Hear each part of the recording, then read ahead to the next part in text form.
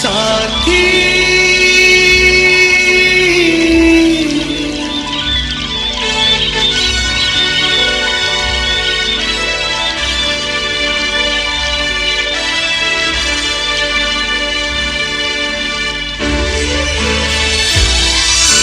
मजलूमों का साथी है अल्ताफ हुसैन।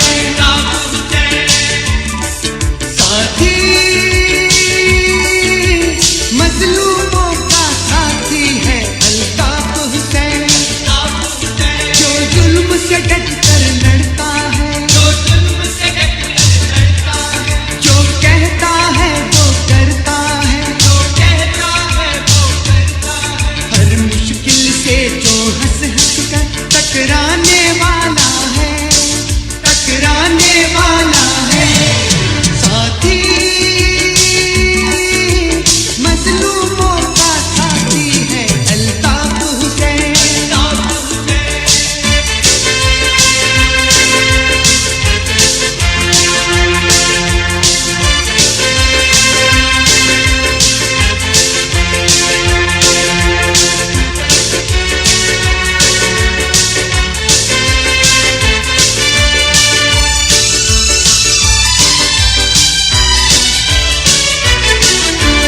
उसी ने हक पे जीना सिखाया, उसी पे हमको नाज।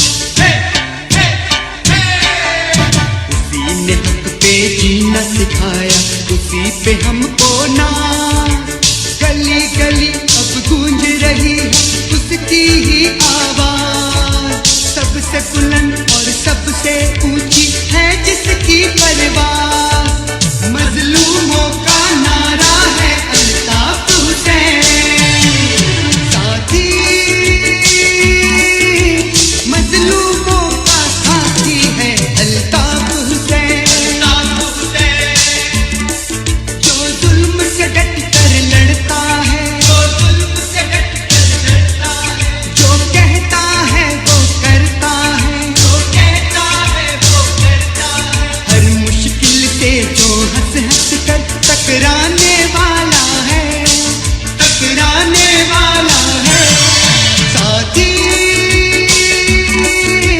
मजलूमों का साथी है अल्ताफ हुसैन।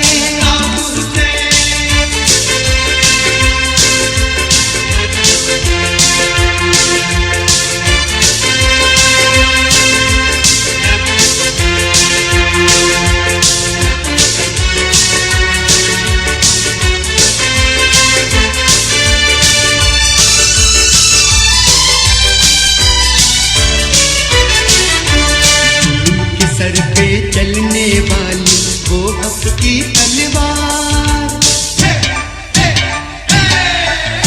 जुल्म के सर पे चलने वाली वो हक की तलवार।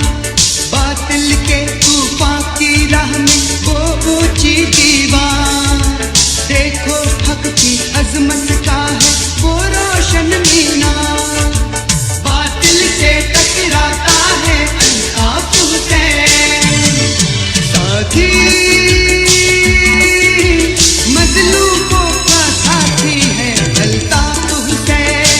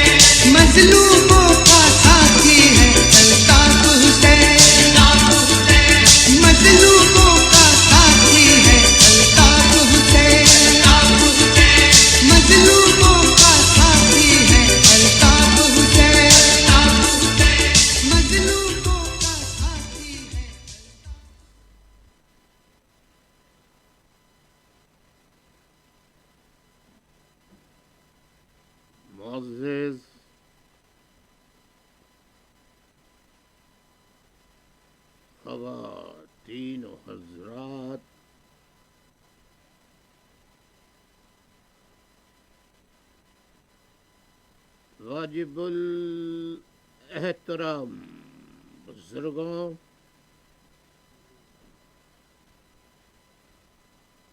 میری محترم پرعزم ماؤں، جیدار بہادر بہنوں، نہ بکنے والے نہ جھکنے والے ثابت قدم ساتھیوں، مختلف شعبجات سے تعلق رکھنے والے افراد، شخصیات،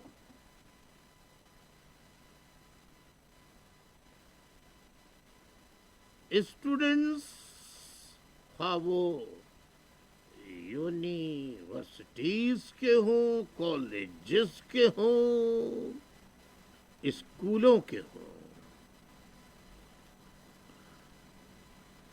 حتیٰ کہ پرائمری کے اسٹوڈنٹس ہوں، چھوٹے چھوٹے معصوم بچے ہوں، اوورسیز میں رہنے والے جنہیں شاباش ہے کہ انتہائی کڑے مشکل حالات میں وہ ثابت قدمی سے کام کر رہے ہیں، تحریک کا پرچم تھامے ہوئے ہیں، اوورسیز میں رہنے والے تمام ذمہ داران، ایک ایک ساتھی، ماں، بہن، بیٹی، یوتھ،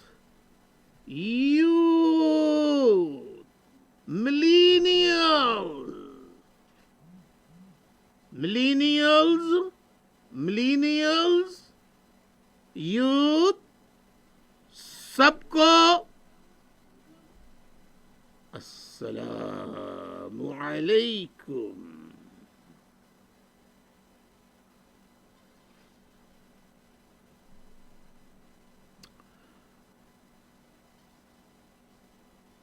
معزز خواتین و حضرات،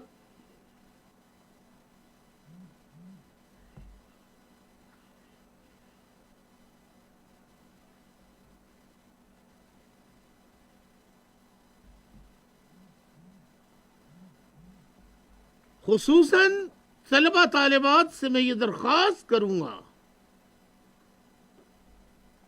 کہ وہ کاغذ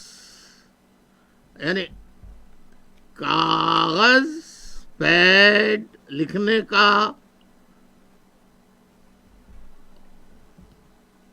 قلم یہ نکال کے رکھ لے،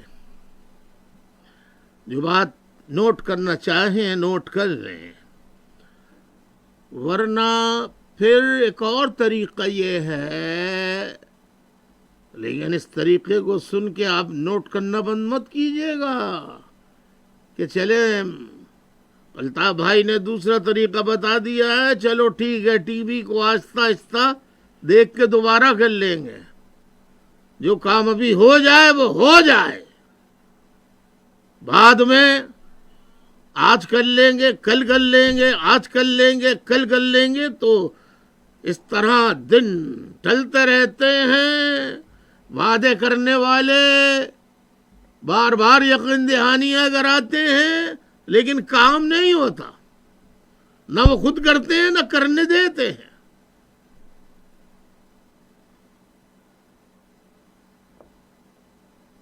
لہذا میں یہ کہتا ہوں کہ فوری طور پہ آپ جو کچھ کر سکتے ہیں، جتنا کر سکتے ہیں کر لیجئے، ایک نوٹ بک بنا لیجئے،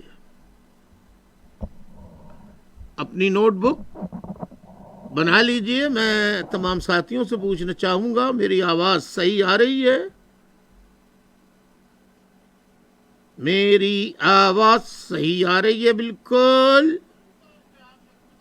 نو نو نو نو میں نہیں، میں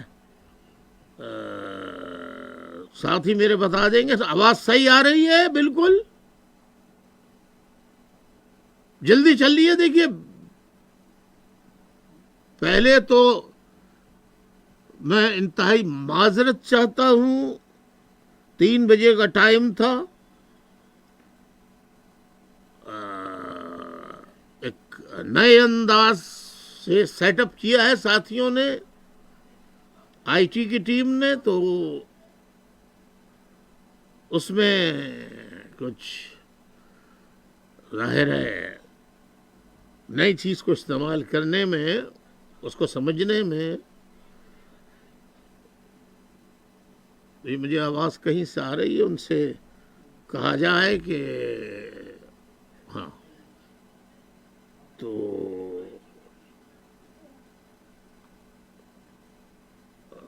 جی، تو میں یہ کہہ رہا تھا، جی میں شروع کرتا ہوں. میرے بچوں، بچیوں، اسٹوڈنٹس،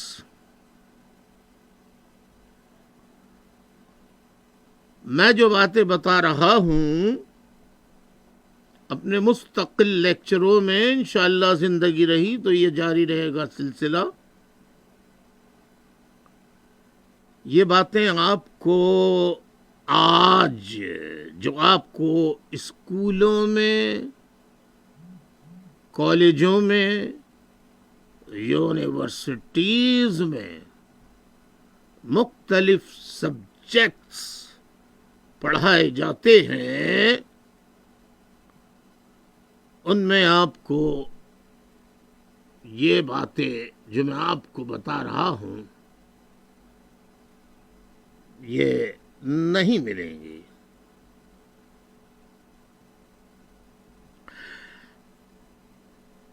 آئیے ہم چلتے ہیں بر صغیر، جس کو کہتے تھے سب کانٹیننٹ، سب کانٹیننٹ بر صغیر.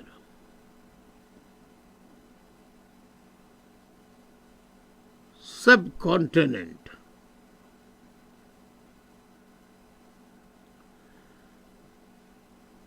یہاں مختلف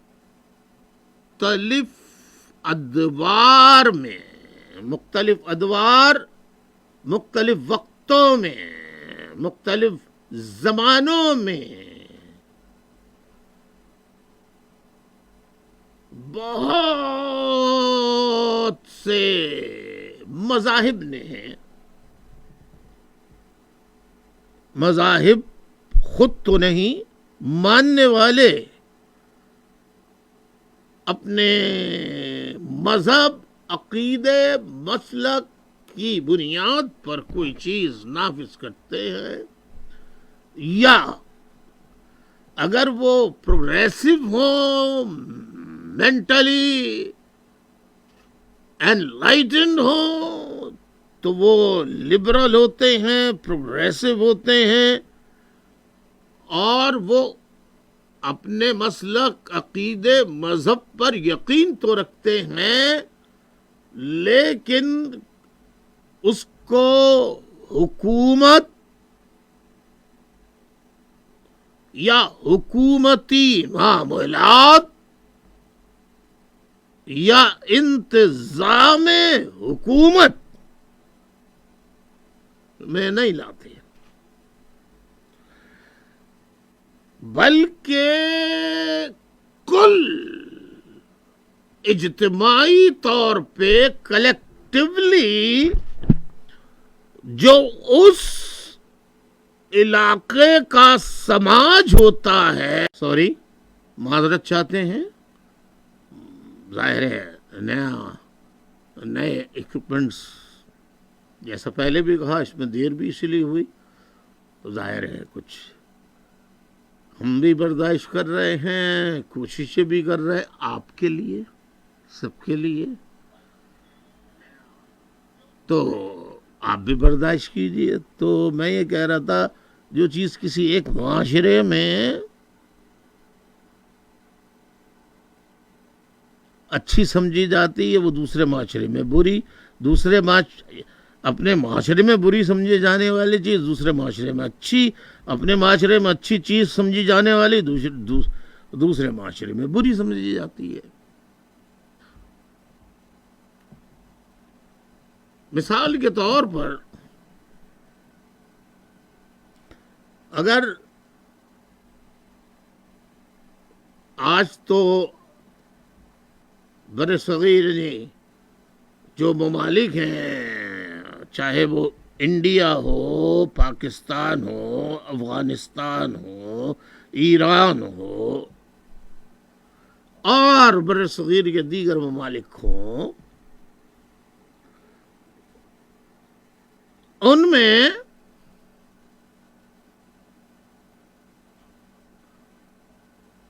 میری آواز صاف آ رہی ہے؟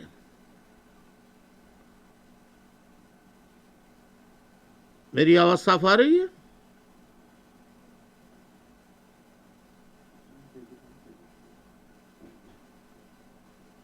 ہلو،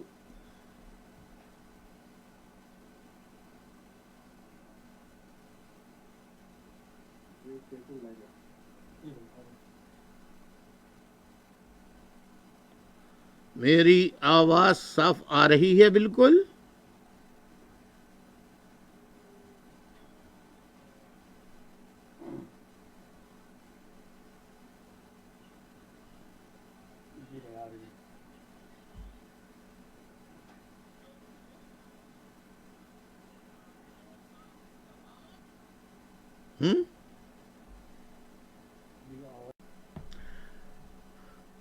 تو میں یہ کہہ رہا تھا کہ آج بھی ہمارے فیس بک پہ آ جائیے آپ لوگ، جو لوگ یوٹیوب پہ دیکھ رہے تھے وہ فیس بک پہ آ جائیں اور دیکھ لیں۔ اتنی دیر میں آپ لوگ آئیں گے فیس بک پہ تو میں کیا کروں؟ اتنی دیر بولتا رہوں؟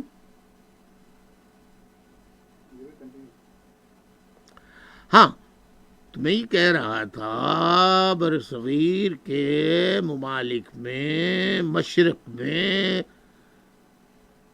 یعنی ایک بن گئی ہے یہ بھی روایت، مشرقی تہذیب، مشرقی روایات، مغربی تہذیب اور مغربی روایات۔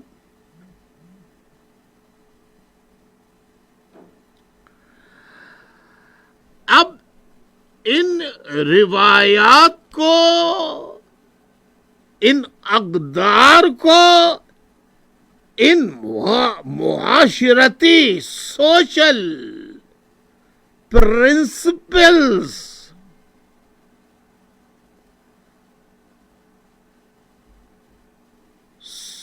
سماجی ضابطے، اصول، ضوابط،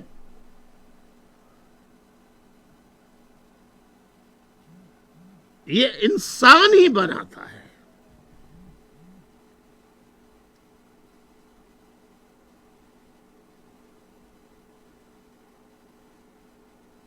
یہ ضوابط جو ہوتے ہیں یہ انسان بناتا ہے۔ اب ایک جگہ کے بنائے ہوئے ضوابط جو ہے وہ دوسری جگہ کے معاشرتی جو ضوابط ہیں، اقدار ہیں، اصول ہیں، اس کے لیے وہ ٹھیک نہیں ہوتے ہیں۔ مثال کے طور پر ہمارے ہاں ایک رواج چلا آ رہا تھا، میں نے کہا کہ اندرون سندھ میں، پنجاب کے دیہاتوں اور قصبوں میں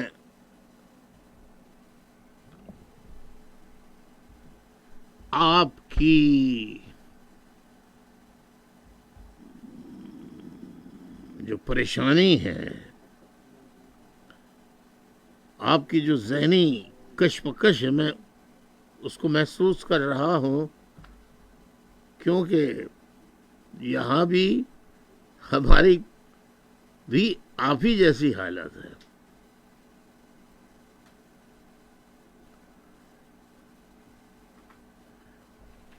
معزز خواتین و حضرات، میں یہ کہہ رہا تھا کہ ایک جگہ کے رسم و رواج جو ہیں، روایات جو ہیں، ثقافت جو ہے، دوسری جگہ اس روایت کو برا سمجھا جاتا ہے، اور وہاں کی روایت کو پہلی جگہ برا سمجھا جاتا ہے۔ مطلب جیسے میں مثال دے رہا تھا کہ ہمارے پاکستان جو ہے بدقسمتی سے، یا انڈیا جو ہے بدقسمتی سے، بنگلہ دیش جو ہے بدقسمتی سے، افغانستان جو ہے، ایران جو ہے، ان ممالک کے اندر ایک عجیب و غریب قسم کی رسم و روایات، کلچر کا، تہذیب کا، ثقافت کا، تمدن کا حصہ بن چکی ہیں، جس کی مثال میں دے رہا تھا کہ ایک 60 سال کا آدمی ہے تو وہ 14 اور 16 اور 18 سال کی لڑکی سے شادی کر لے تو اس کو برا نہیں سمجھا جاتا۔ ہمارے ہاں زیادہ تر، خاص طور پہ دیہی علاقوں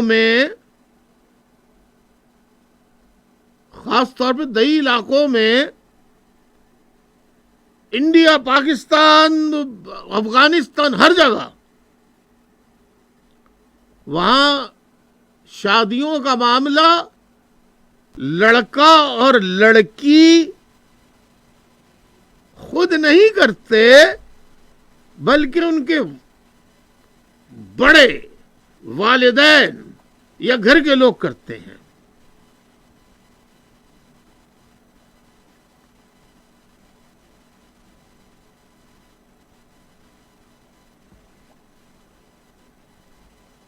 اب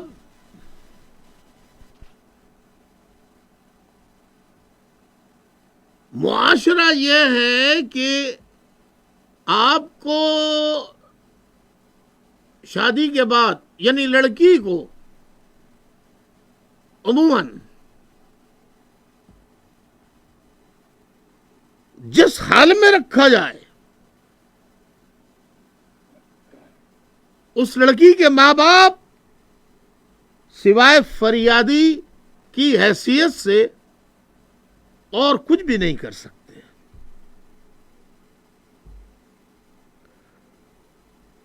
اور اگر لڑکا اور لڑکی ایک دوسرے کو پسند کر کے شادی کر لیں تو ان علاقوں میں کاروکاری کہہ کے انہیں قتل کر دیا جاتا ہے، ان کے خاندان کو قتل کر دیا جاتا ہے،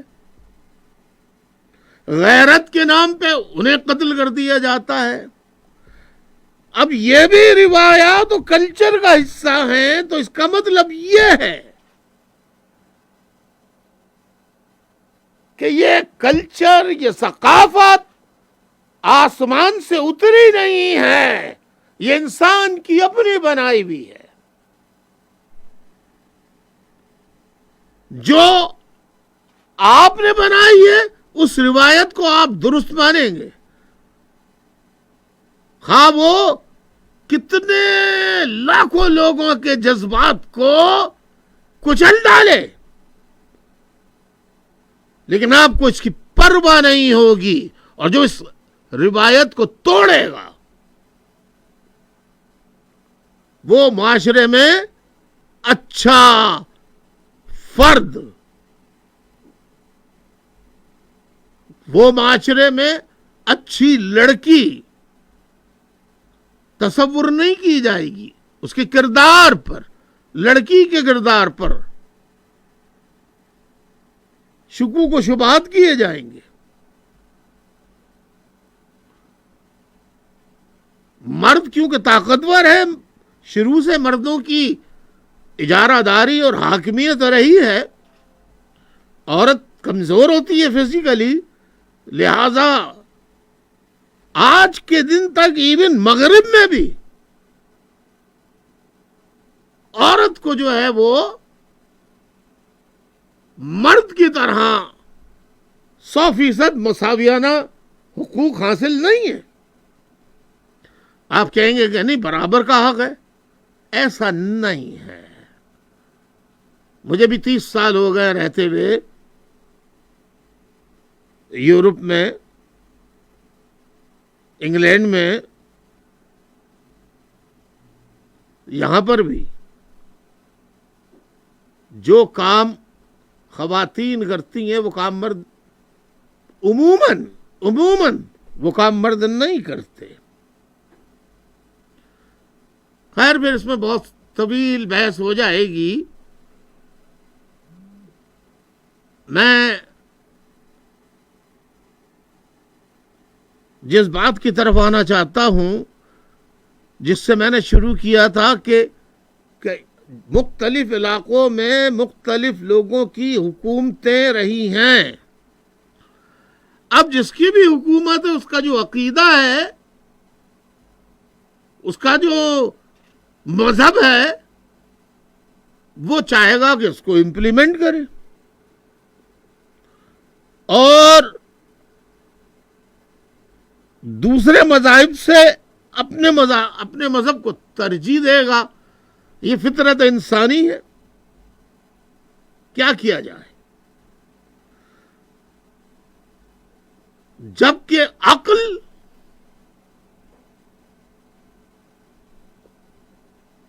کو اگر استعمال کیا جائے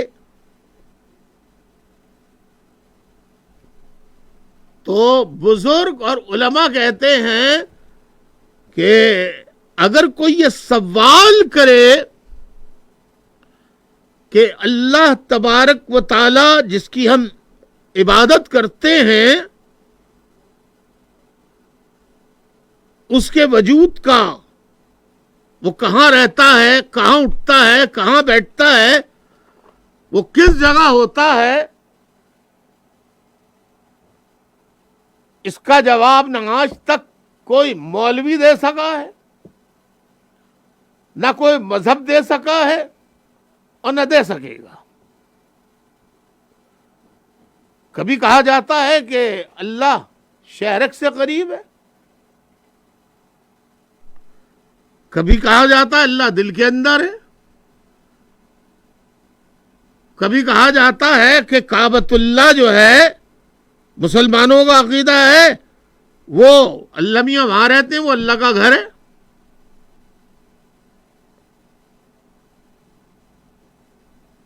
یعنی اللہ میاں کو اپنے ذہن سے لوگوں نے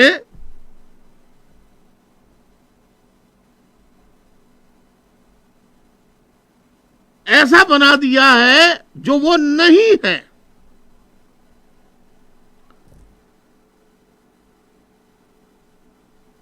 اللہ کیا ہے؟ کسی بھی عالم سے پوچھئے کہ اللہ کیا ہے، وہ آپ کو جواب نہیں دے سکے گا.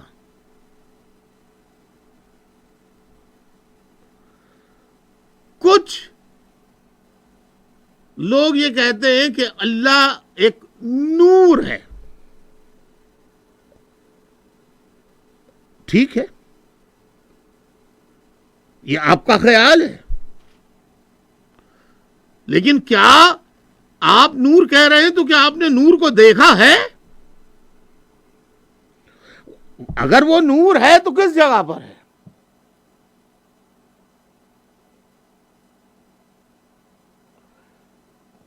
اپنے ذہن سے اللہ تبارک و تعالی کی جو لامحدود وسعت ہے، اس کے برابر نہ تھا کوئی، نہ ہے، نہ ہوگا.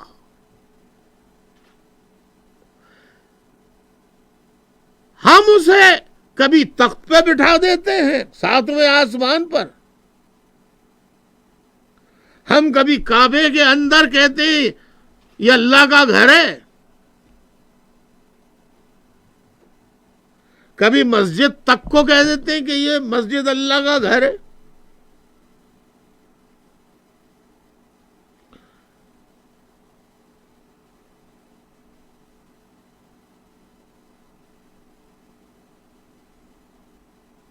اسی طریقے سے بہت سے معاشرتی طور طریقے ہیں. کہیں ہاتھ سے کھانا کھانا اچھا سمجھا جاتا ہے اور کہیں اس کو جہالت قرار دیا جاتا ہے. کہیں کانٹے چھری چمچوں سے کھانے کو سویلائزڈ وے سمجھا جاتا ہے، جبکہ وہی طریقہ کانٹے چھری سے کھانے کا کسی کی نظر میں وہ غیر مذہب یعنی مذہب کے خلاف ہے. ایسا کرنا، چھری کانٹوں سے کھانا.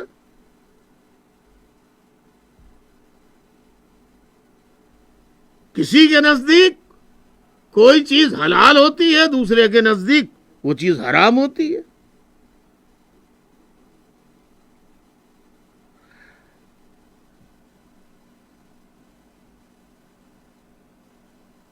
بہت سی خواتین و حضرات، کیونکہ ٹیکنیکل خرابیاں ہو گئیں، بار بار ہوتی رہیں، اس وجہ سے موضوع سے ہٹ گیا میں. لیکن میں پھر بھی یہ بتانا چاہتا ہوں کہ اگر ہم اپنے بر صغیر کی ہسٹری، تاریخ کا جائزہ لیں اور 1000 سال کی صرف تاریخ دیکھیں، تو کوئی یہ نہیں کہہ سکتا کہ 1000 سال ایک خاندان حکومت کرتا چلا آیا ہے.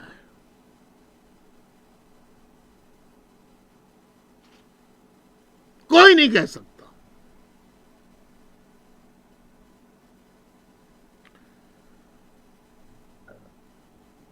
اب جو قدیم پرانے لوگوں کے عبادت کی جگہیں اور طریقہ کار ان کی عبادت کے جو ہیں وہ ہر جگہ آپ کو ملیں گے، جن کی اگر آپ تاریخ دیکھیں گے تو کچھ قبل مسیح سے پہلے کے ہوں گے، کچھ قبل مسیح کے بعد ہوں گے. مثال کے طور پہ پیرامڈس کی مثال لے لیجئے. بہت سے لوگ پیرامڈس کہتے ہیں. پیرامڈس مصر میں جو فرعون ہوا کرتے تھے ان کا عبادت کا طریقہ تھا. وہ اپنے آپ کو خود خدا کلیم کرتے تھے. تو جو پیرامڈس کو کیا کہتے ہیں؟ اہرام مصر. دنیا اس کی تحقیق کرتے کرتے آج تک اس حتمی نتیجے پر نہیں پہنچی ہے کہ ایک صحرا میں جہاں ریت ہی ریت ہو، دور دور کوئی پتھر نہ ہو، لانے لے جانے کے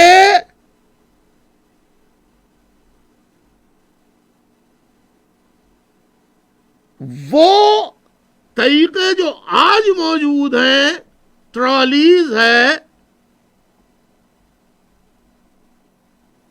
ٹریلرز ہیں بڑے بڑے، ٹرکس ہیں بڑے بڑے، بڑی بڑی وینس ہیں،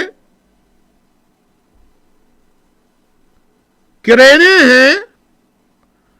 اس زمانے میں نہ کرین تھی نہ بسیں تھیں، نہ ٹرکس تھے، نہ ٹرالرز تھے.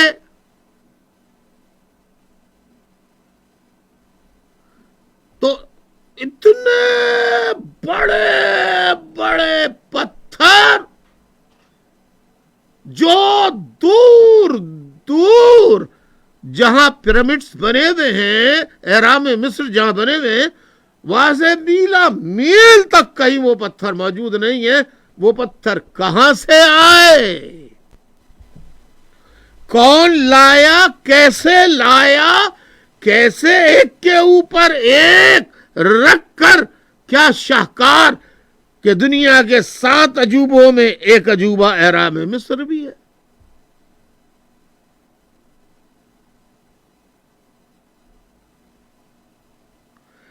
تو کوئی ایک بر صغیر میں سلطنت نہیں رہی. میرا مقصد کہنے کا یہ ہے، نہ کوئی ایک طرز معاشرت رہی ہے.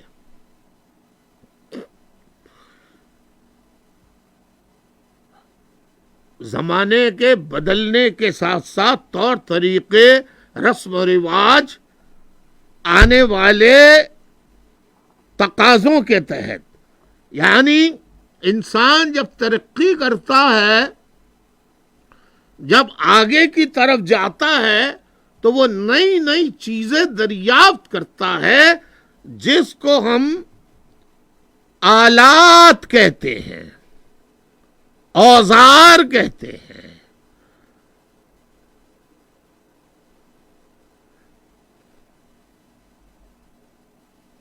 اور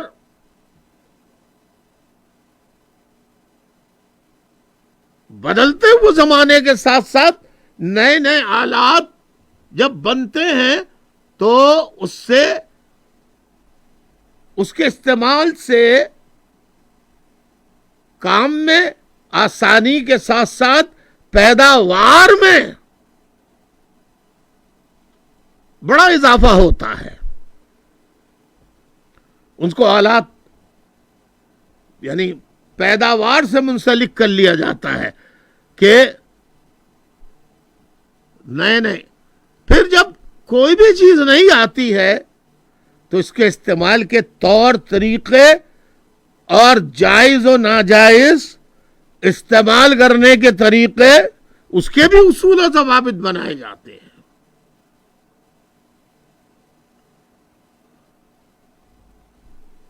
تو یہ کہنا کہ بر صغیر میں مسلمانوں کی حکومت تھی، یہ قطعی اور قطعی تاریخ کو ڈسٹارٹ کرنے کے مترادف ہے.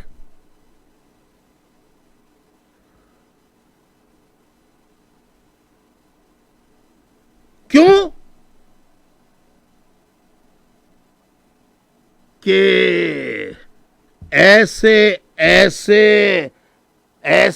ایسی عبادت گاہیں، ان کے آثار اور کھنڈرات کی شکل میں جب وہاں سے پتھر لے کر سائنسی طریقے سے اس کو انگریزی میں کہتے ہیں، ایک سائنسی طریقہ ہے کہ کسی چیز کی عمر دریافت کرنے کا طریقہ کار، اس کو کہتے ہیں کاربن ڈیٹنگ. کاربن ڈیٹنگ کیا کہتے ہیں؟ آپ اکثر خبروں میں سنتے ہوں گے فلاں جگہ کھدائی ہو رہی تھی، ایک ڈھانچہ نکلا ہے انسان کا یا ڈائنوسور کا ڈھانچہ نکلا ہے. اب یہ کیسے پتا لگے کہ یہ کتنا پرانا ہے؟ تو سائنس نے اس کا ایک طریقہ ایجاد کیا ہے. کاربن ڈیٹنگ کے ذریعے وہ اندازہ لگا دیتے ہیں کہ یہ فاسلز جو ہیں، یہ ہڈیاں جو ہیں، یہ پتھر جو ہے، یہ کتنے سال پرانا ہے. تو ایسے ایسے عبادت گاہوں کے کھنڈرات ملے ہیں مختلف، جو عیسیٰ علیہ السلام کی پیدائش سے پہلے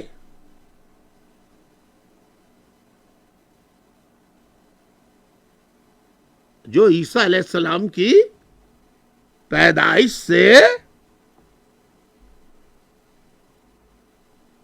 بہت پہلے، بلکہ ایسے ایسے بھی چیزیں ملی ہیں جو لاکھوں سال پرانی ہیں. تو اب میں آپ کے ذہن کو یہ باتیں بتا کے یہ بتانا چاہتا ہوں کہ مسلمانوں کے علماء نے مسلمانوں پر بڑا ظلم کیا ہے، اسلام پر بڑا ظلم کیا ہے کہ انہوں نے اسلام، دین اسلام کو انہوں نے جادوئی طلسماتی کہانیوں کی شکل میں پیش کیا ہے.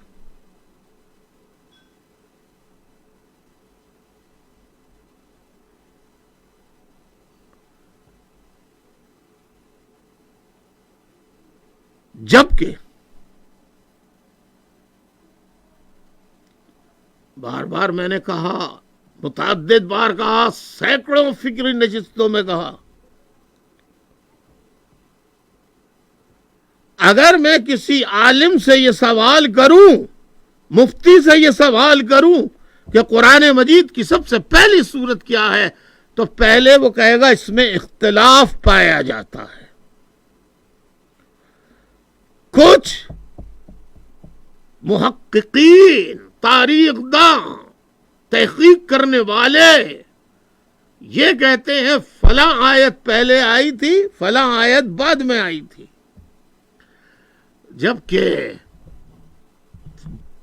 وحی جب آئی تھی، پہلی وحی غار حرا میں، تو اس کے الفاظ تو یہی تھے، اقرا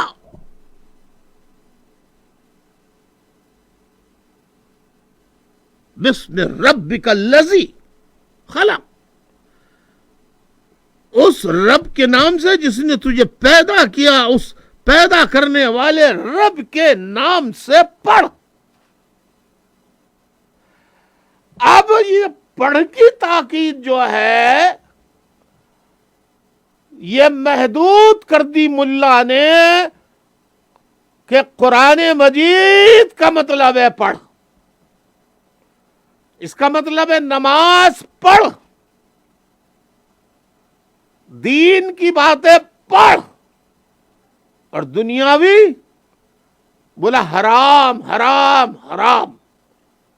پورا اسلام کا نقشہ، اس کی روح، اس آیت کی روح، اس کا ستیہ ناش کر دیا علماء نے.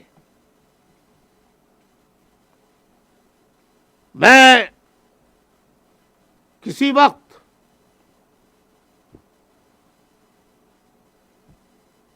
اقرا کے اوپر دوبارہ ایک لیکچر دے دوں گا جس کے معنی پڑھ کے ہیں.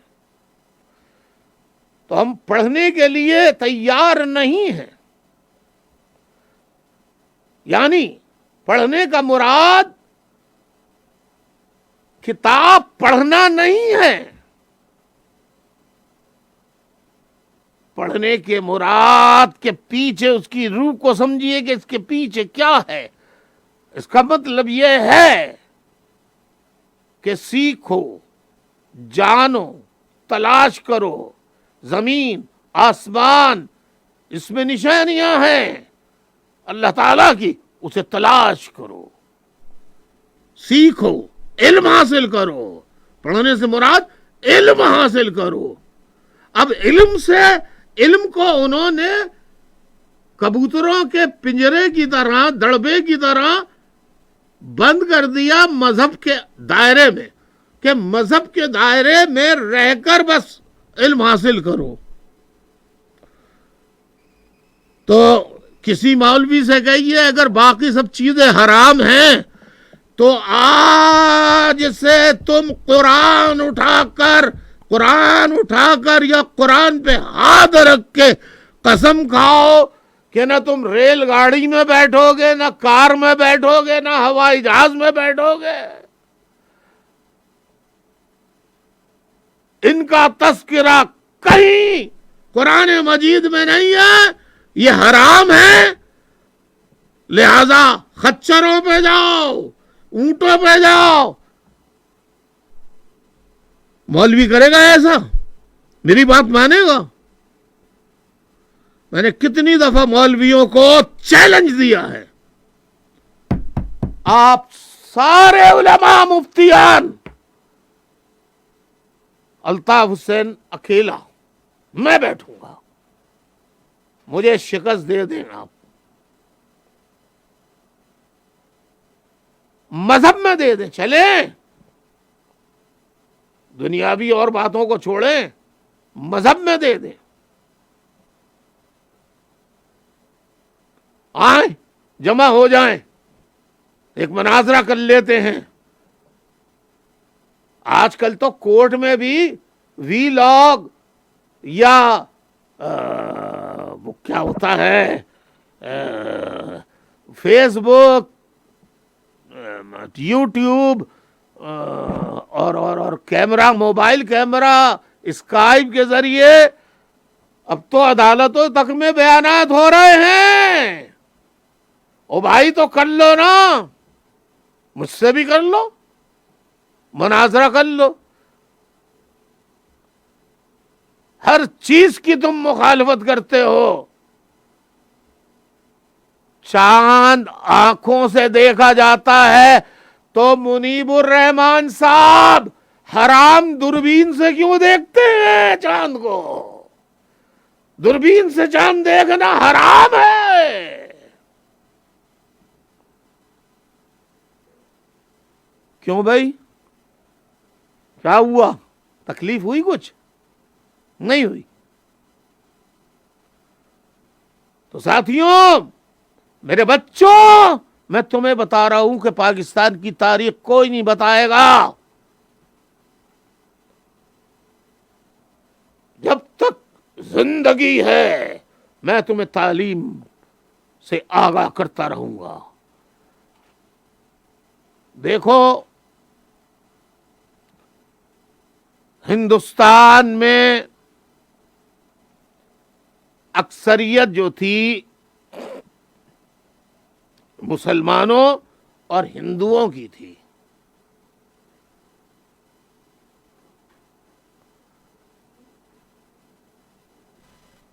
معذرت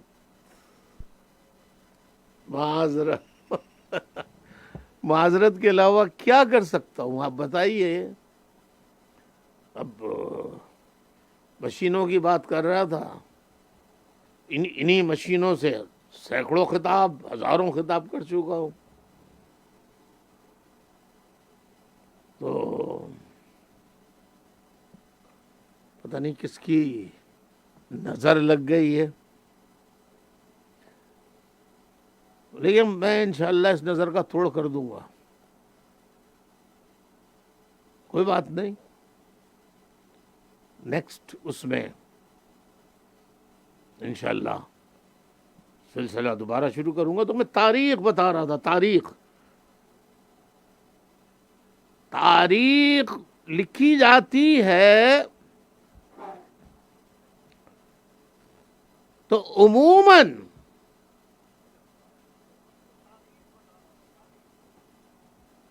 وہ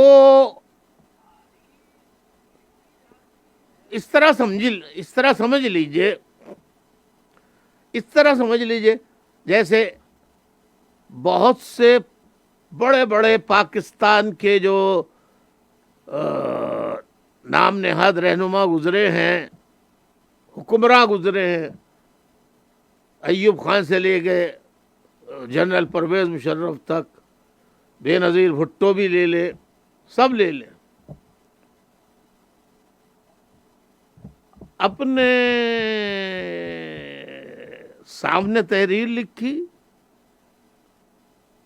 اور ظاہر ہے کہ میں اگر اپنے بارے میں لکھوں گا تو فطرت انسانی ہے کہ میں اپنی کمزوریوں کوتاہیوں کو تو نہیں لکھوں گا،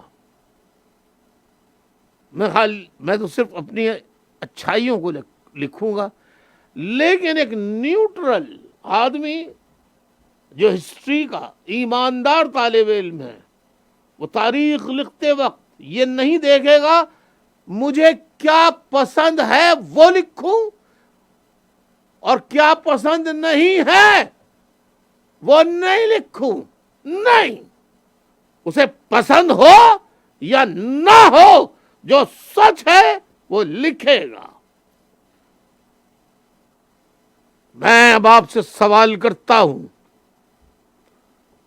میرے بچوں، پاکستان کا ترانہ کیا ہے؟ بولے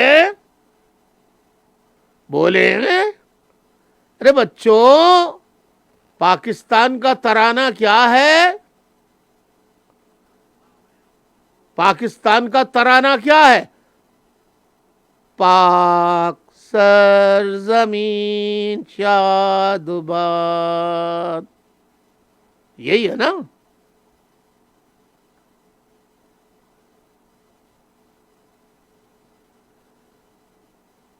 یہی آپ پڑھتے ہیں۔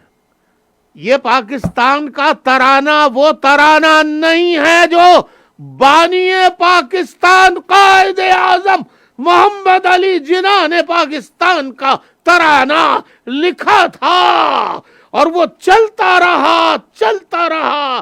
بعد میں ڈکٹیٹروں نے اس ترانے کو تبدیل کر کے حفیظ جالندری پنجابی شاعر سے ترانہ بھی وہ لکھا جس میں اردو کا کوئی لفظ نہیں ہے، سب فارسی ہے۔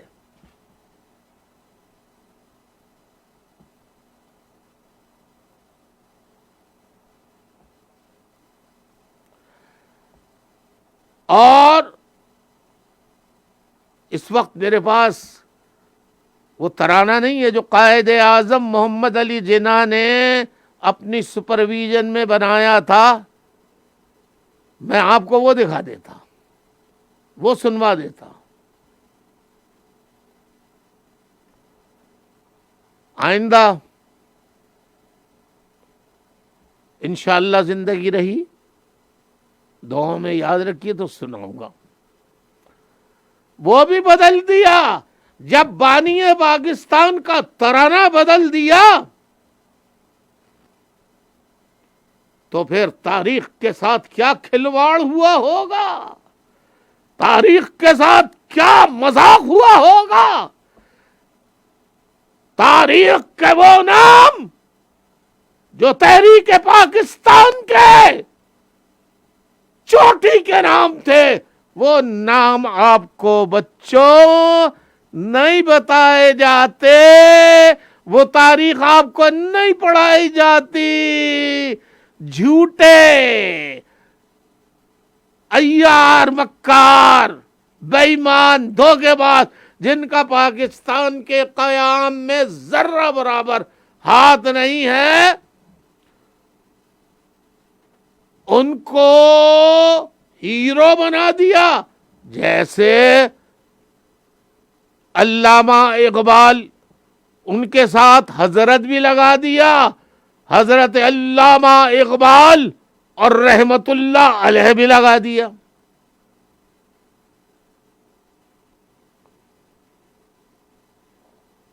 اب اگر علامہ اقبال ایک اچھے شاعر تھے تو شاعر کہو انہیں، ترقی پسند شاعر کہو،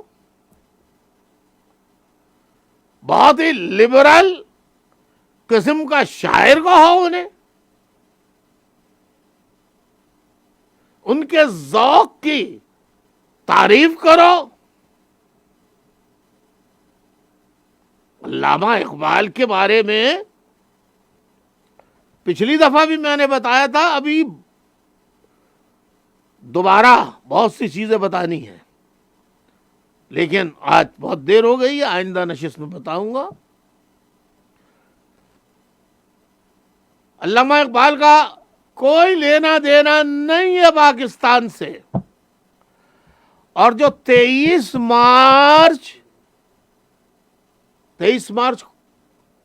مارچ کو کیا ہوتا ہے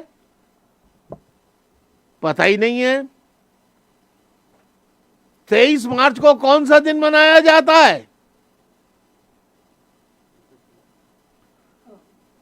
23 مارچ کو کون سا دن منایا جاتا ہے؟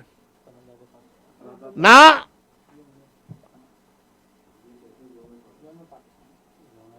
یوم پاکستان. یعنی دھاندلی کی انتہا یہ ہے بچوں، میرے بیٹے بیٹیوں، میں ثابت کر دوں گا کہ قرارداد پاکستان میں جسے یوم قرارداد پاکستان کہا جاتا ہے، اس پوری قرارداد میں لفظ پاکستان تھا ہی نہیں. Can you believe it? Altaf Hussain کو کرپٹ جرنیلوں نے، ISI نے جلا وطن ہونے پر مجبور کیوں کیا، اور مجھ جیسے ہزاروں حریت پسندوں کو جلا وطن ہونے پر مجبور کیوں کیا، اس کی وجوہات بھی بتاؤں گا. لیکن میں آرمی اسٹیبلشمنٹ، ISI اور ان کی سرپرستی کرنے والے جتنے سپر پاورز کے لوگ ہیں ان سب کو بتا دینا چاہتا ہوں کہ آپ الطاف حسین کو مار کر آواز خاموش کر سکتے ہو، لیکن اب یہ چراغ سے چراغ جل کر حریت پسندوں کی ایک ایسی فوج تیار ہو رہی ہے جو اس پاکستانی فوج ISI ان کے خلاف جب نبرد آزما ہوگی، سامنے انشاءاللہ ہوگی، تو بنگال کی طرح نہ تو ان کو ہتھیار ڈالنے دیں گے اور نہ ان کو قیدی بنائیں گے، نہ ان کو بھاگنے دیں گے،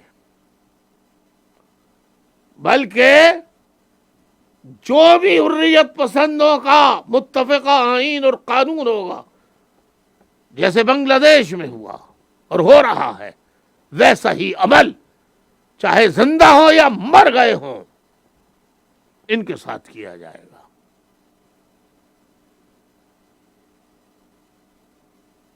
میرے ساتھیوں، بچوں، اب لکھنا شروع کر دو. اصل مسئلہ یہ کہ پاکستان کیوں بنا، ہندوستان کیوں، یعنی ہندوستان ایک تھا وہ 2 حصوں میں کیوں بٹ گیا، 3 حصوں میں کیوں بٹ گیا. اس کا آغاز ہوتا ہے بر صغیر یونائٹڈ انڈیا میں انگریزوں کی انڈیا میں برطانوی فوجوں کی، برطانوی تاجروں کی انڈیا میں آمد.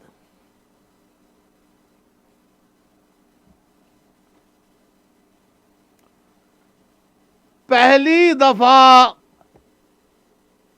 جب بر صغیر میں انگریز نے برطانوی تاجر، جاسوسوں اور گورنمنٹ اور سیکرٹ ایجنسی کے لوگوں نے جو انڈیا کی سرزمین پہ قدم رکھا وہ اگست کے مہینے میں رکھا.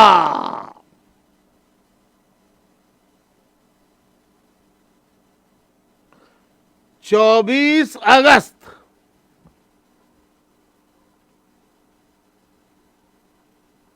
24 اگست کو پہلی دفعہ انگریز نے ہندوستان میں قدم رکھا. 1608 میں 1608 AD. دیکھیے بچوں آپ یہ بھی سمجھ لیجئے بی سی تاریخ آپ کو جو ملے گی وہ عیسوی لحاظ سے یعنی حضرت عیسیٰ کی پیدائش سے پہلے کی اور حضرت عیسیٰ کی پیدائش کے بعد. تو بی سی کا مطلب یہ ہوتا ہے بیفور کرائسٹ یعنی before the birth of Christ Jesus Christ. عیسیٰ علیہ السلام کی پیدائش سے پہلے کے سال اور عیسیٰ علیہ السلام کی پیدائش کے بعد آفٹر.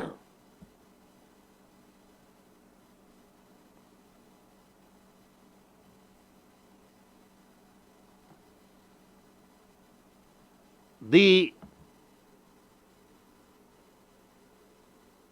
ڈیتھ آف یعنی پیدائش سے پہلے موت کے بعد. یہی ہے. ہاں بھائی منظور کیا ہے بتاؤ.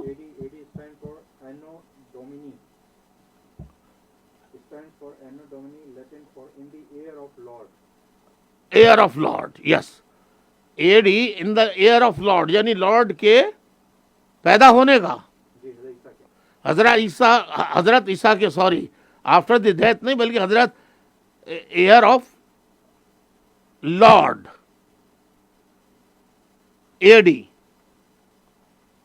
یعنی عیسیٰ پیدا ہوئے عیسیٰ سے پہلے پیدا ہونے سے پہلے کا after the death. Sorry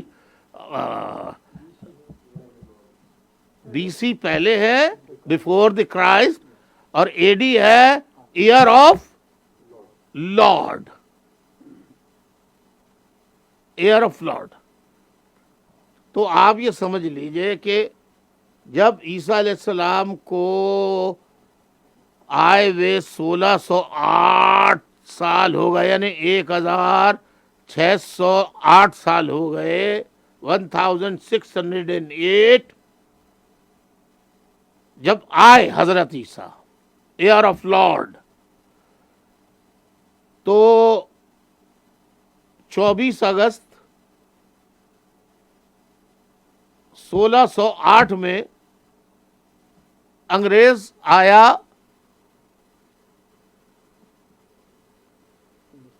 Hindustan میں انڈیا میں کیا ٹریڈر کی حیثیت سے تاجر کی حیثیت سے آیا اور تاجدار کیسے بنا تاجدار کیسے بنا تو کیا لکھا بی سی کا مطلب کیا لکھا آپ نے بیفور دی برتھ آف عیسیٰ علیہ السلام کرائسٹ.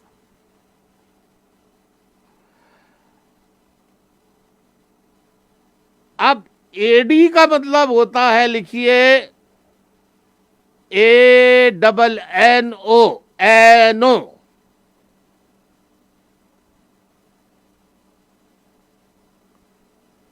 اے این این او اینو کیا ہوتا ہے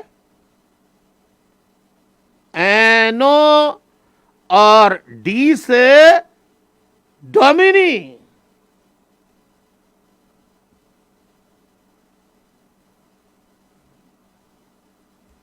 ये लातीनी जबान का डोमिनी, डोमिनी, डोमिनी, एनो डोमिनी, लैटिन वर्ड है द एयर ऑफ लॉर्ड,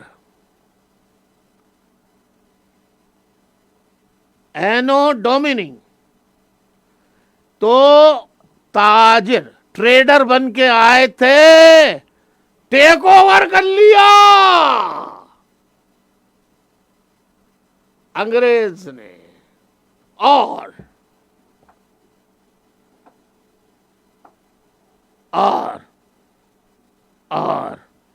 आज जो पाकिस्तान के मामा बने हुए हैं, ये फौज के जर्नैल और कर्नैल, पंजाबी फौज के जर्नैल और कर्नैल,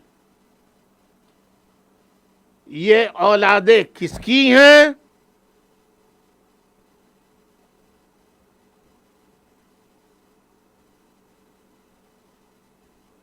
उन्हीं की,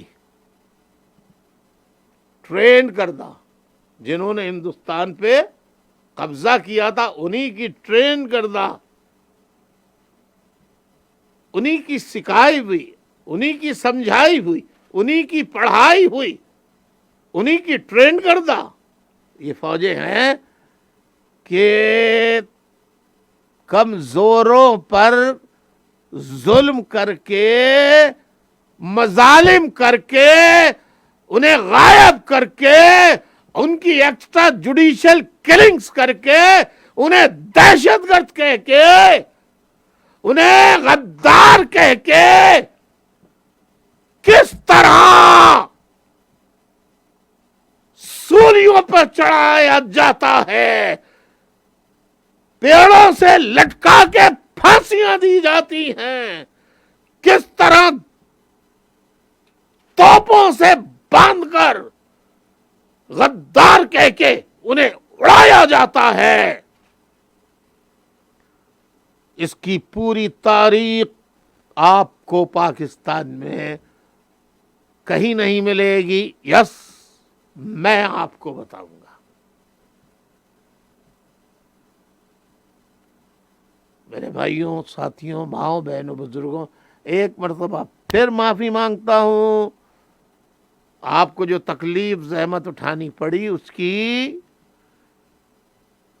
फिर माफी मांगता हूं।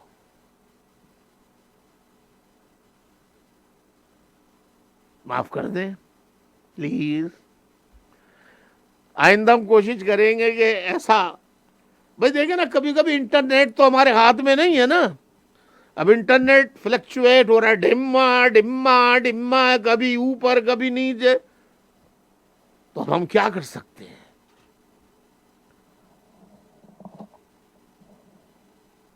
तो जो हमारे बस में था, जितना साथियों ने कोशिश करके किया, इतनी बात भी कर ली। बाकी साथियों, इंशाअल्लाह बाकी बातें आइंदा होंगी। जिंदगी रही तो। और मैं जाते जाते जो सिंध के सर मचार, बलोचिस्तान के सर मचार, अपनी जानों को हथेली पे रखकर, और जो मुहाजिर उर्दू बोलने वाले सिंधी सर मचार इस वक्त भी तहरीक का काम जारी रखे हुए हैं, आप जारी रखिए।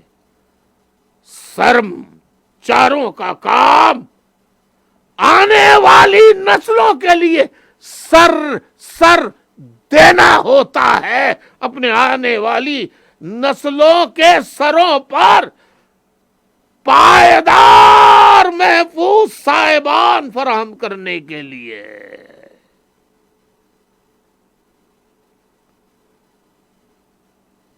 چاہے